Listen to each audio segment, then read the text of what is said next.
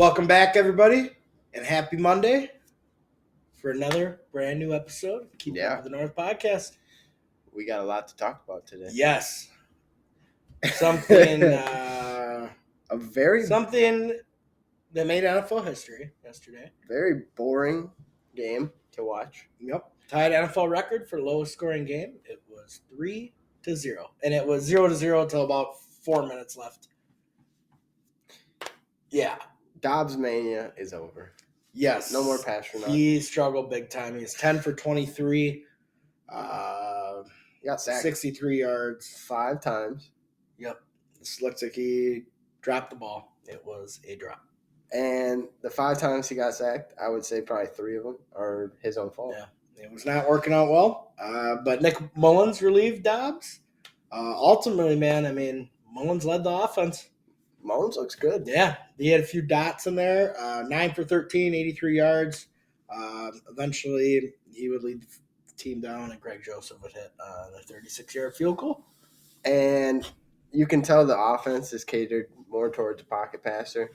And Mullins is that pocket passer. And he had some really nice times. Like, he was pretty accurate with the ball. Yeah, he had a few right over the corner on the sideline. I think it was to KJ. Was it his first throw, Addison, though? That was to Addison. Yeah, I think it was his Addison, first throw, yeah. Well, I'm saying, like, his first throw, though, I'm pretty sure was almost picked off by a linebacker. Yeah. Like, that was... So he turned it around. I mean, he had big games, and he was with San Francisco. He had a few really big games.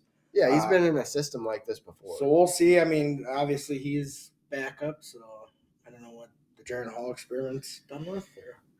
And so O'Connell did not declare a starter in his presser last night. No. So O'Connell was not happy with Dobbs. No. You cannot.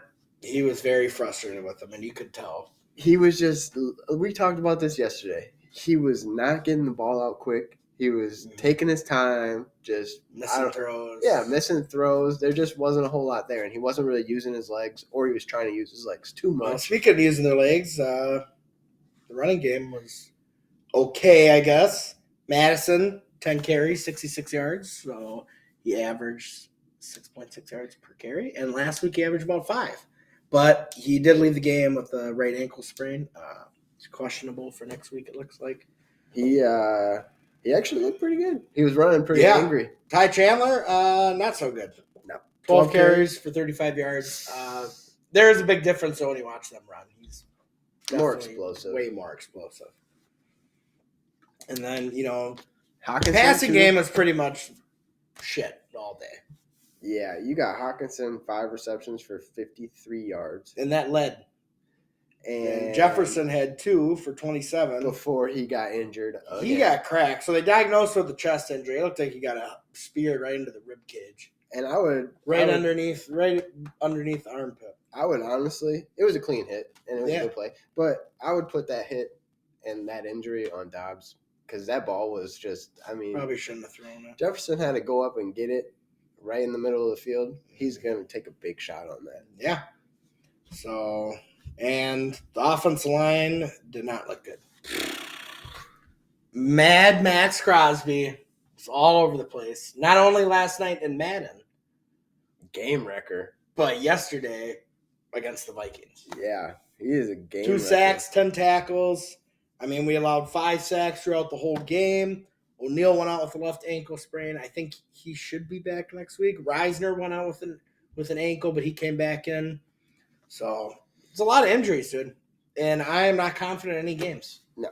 I thought the Bengals, I was like, the Bengals aren't going to be shit. Jake Browning sucks, and the dude's been putting up points with that offense. So he's doing something. Maybe we should have gone after him. Yeah, and then, our defense, defensively, though, I feel pretty confident about that. 12 points in the last 2 weeks. We haven't given up. We've only given up 1 touchdown in the last 12 quarters. Yeah, and we just got ranked top 5 for scoring defense today. I mean, our yards. Our defense. We only allowed 202, bro.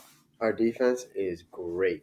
I mean, this is like a Super Bowl caliber defense. So. Yeah, we forced 3 turnovers, 4 sacks.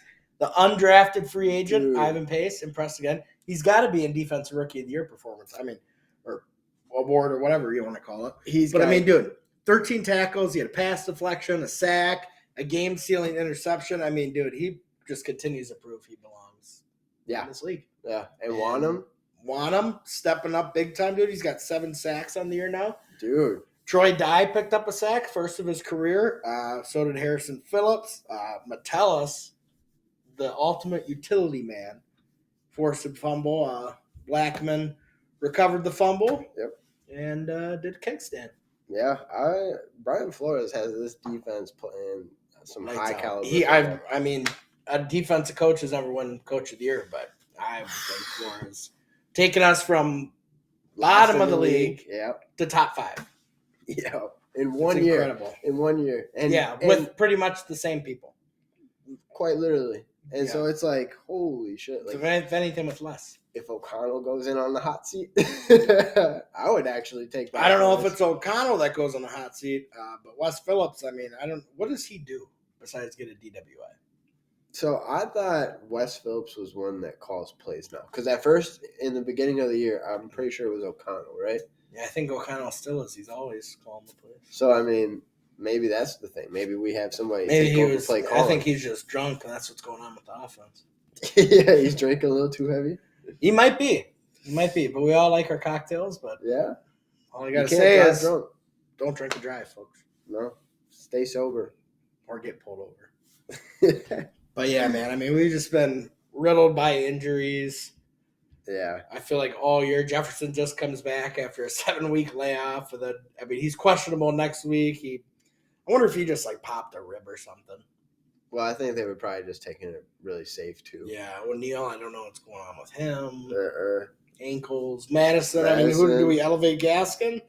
I think we get Miles in there, man. I think we're going to have to sign another veteran running back, too. I don't know who's all out there. I'd throw Miles in there, dude. That dude's a dog. In Miami, he was a dog. So. I would put him over McBride, too. Yeah. For sure. Oh, for sure. He's a veteran. But Gaskins is a veteran. Yeah, that's what I'm saying. I would put Gaskins over McBride. But I don't know what goes on in practice, but I think you give him a shot. So, yeah, I mean, even though we've been riddled by injuries, this team still finds a way to make it close every week. Yeah, the offense straight up sucks right now. Yeah. So we need a spark from someone. So give Nick Mullins a full game, see what he does. But we got the Bengals now. This is what we get coming out of a bye week, too. Like I thought they were going to be firing on all cylinders. Nope. 2 weeks. Defensively, they were. 2 weeks to get ready. But, yeah, I don't know. Looking ahead, the Bengals are not going to be easy. No. Like we said, they're playing some good ball right now. They got players. But we got a good defense. But we need to right away score. We need to score right away in the first quarter. Yeah, I agree. We don't score on the first drive. I don't like our chances. I want to score on the first drive. Yeah. No. That's the scripted drive. Or at least drive down the goddamn field. You need a 3 and out right away. But I don't know. I don't really have a score prediction on that because it's just up in there. It's either going to be a blowout, a close game. We're going to get fucked by the refs or something. Let's see. And then after them, I think we got the Bears again. No, Green Bay. Green Bay at home, and then it's the Lions away. Yep, I think. And then New Year's Eve at home. Yep. Against the Packers. No. Oh yeah. No. Yeah, New Year's Eve is Packers. Bengals. Oh yeah. New Year's Eve is the Packers, and then it's the Lions, and then who do we play after the first game of the Lions? We play the Lions on Christmas Eve. No. We do. No, it'd be the Packers. We play the Packers on New Year's Eve. Dude, I know this. Hold on a second. If anyone knows this, it would be me. Yeah. Why we don't play the Lions on Christmas Eve though, do we? Hold on. Okay. You're right. Yeah. We do. Told you. This guy knows his stuff because he works at the hotel. Yeah, so we got that. So it's Bengals, Lions, Packers, and then Lions again. That's and the Lions just lost to the Bears. Okay. We lost to the Bears, but we lost on some stupid shit. Are the Lions frauds, or are the Bears actually something that? No, I think no. I don't even think the Bears will be 500 next year. It's the same shit every year. You hear me, Jerry? Same shit every year, dog. Hey, they got to get rid of Fields. I feel like They got to get rid of Fields. You guys got to do something. What are they going to ask for Fields if they try to trade him? Yeah, too? 7th round draft pick. I don't know. There's no way he's getting a first. I saw Atlanta's interested in Pittsburgh. Yeah, but they don't have any picks to play with. They can trade Pickett. I don't know. Or Ritter. Ritter'd be like a slight upgrade over Fields, I feel like. Well, if anything, Fields is a little better version of Ritter. I don't know. We'll see. Let's get this win against the Bengals, though. Better news, though. The Timberwolves whooping ass. Yeah, dude. Best in the West. 17-4. With a 3-game lead, too. 3-game lead. This is the best Timberwolves team in forever, pretty much. Yeah. So November was the best start for any franchise between NBA, NHL, and MLB. And best monthly record. I've never seen the Timberwolves. Towns averaging about 26, Anthony, 6 rebounds, 5 assists. Anthony Edwards, too, 25.7, about 26 points. That's what I just said. Oh, you're saying Towns, though. Oh. Towns averaging 21. Yeah, almost with 22. 9 rebounds. Gobert is playing like an MVP, averaging a double-double, 2 blocks. This is what we'd expect from a guy that we gave up so many. And they'll probably be 18-4 after tonight because New Orleans is dog shit at 12-11. Yeah, they don't look good this year. So, are we the real deal? As of right now, yes. They look like they can play. Yeah. There's a long season, though. I think it's like, 182 games? No. Not that many? Not even close. Or is it 100? It's 100 less than your first guess. Oh, there's only 82 games? Oh, shit. That shows how much I know about basketball. Yeah, exactly. Yeah. Yeah. I think Good for them. I think they could do some if they keep. I'm going to try to go to a Wolves game. I've never been to a Wolves game. Ever. Wolves vlog. Huh? We've done. That'd be pretty baseball. wild. We need to do. Yeah, there's going to be like 5 more. What we should do is do the Ignite Fights on February 17th. All right. We should do that. Where is it? Canterbury Park. All right. And then the Wild. Mm-hmm. I don't know. They're kind of go streaky. Up. They go down. They're very streaky. 10, 12-4 on the season so far. Just beat the Kraken Sunday night, and it sounded like it was Kraken. They beat them 3-0. Yeah. We would have. They scored just as many points as the Vikings. Yeah. And the two teams tied. I think it was all part of how the moon was shape-shifted and stuff. And it's just those vibes that are going on. Man. The energy was off. Minnesota sports, we like threes. We like threes. I guess. Timberwolves are going to be shooting threes tonight over the Pelicans. But, yeah, dude, Boldy, Erickson, and Rossi each scored. And Philippe Gustafson lights out in the net. There was one goal that got called off for the Kraken. That it sounded like... It wasn't Kraken? No, it wasn't Kraken. It did sound like it was a goal, according to the announcers. But, hey, I don't care. It got called off, so... Yeah, well, hopefully they can get the 500. Yeah. And go from there. Take it game by game. They're quite a ways back.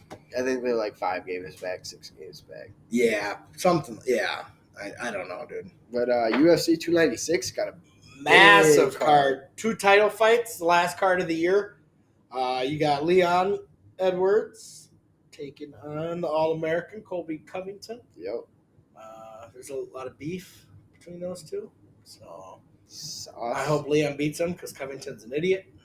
But we'll see. I don't know. You think Leon's going to win? Leon hasn't fought. Neither of the guys have fought in a little bit. But, yeah, Leon's beat Usman twice. And Usman's beat Covington. So, I mean, I think, yeah, Edwards is the favorite. And then you got, that's for the welterweight. And you got Covington and Royval. For flyweight, I always like watching the flyweight, the real small guys. Yeah. They're just fucking nuts. That's what, like 35? 135? Yeah, Royval's trying to steal it from Pantoja. And Pantoja, as you all know, just beat Moreno. So, we'll see. Patty the Baddie's back. Yep. Taking on Tony Ferguson. Ferguson has not looked good in his last few fights, but he is training with no other than David Goggins. Ooh. But I saw that. Yeah, yeah. he's doing his like Hell week. he just completed it. Was like the first athlete to do it or something. Yeah, but they're just trying to see how if that's even gonna matter when it comes to the fighting. Because you can do all the strength training you want, but if your technique shit, it doesn't matter. But he's definitely going to be very durable and in really good shape. His endurance is going to be like Yeah. no other. Yeah. So I don't know. Patty's really not all that great. He's overhyped. He lost his last fight, but they said that he won. I feel like this is a big fight for him, though. A good name. Yeah, if Patty wins this fight, it'll boost his stock a little bit. Then Thug Nasty, Bryce Mitchell stepping up on short notice to take on Josh Emmett in a featherweight bout. I think Josh Emmett is going to knock his ass out. Okay. Just because he's more prepared or just because he's a better fighter? Just because he's more prepared and he's a better. Thug Nasty's just got good jiu-jitsu with his stupid-ass camo shorts. And then there's a lot more good fights. Ian Gary, 12-0, Irishman. He is a fucking monster, dude. He's taking on Luke. I got Ian Gary, second-round knockout. You heard it here first. All right. And then we got Savakat Rakamonov taking on Wonderboy, Stephen Thompson. I don't know. This dude's 17-0. Rakamonov.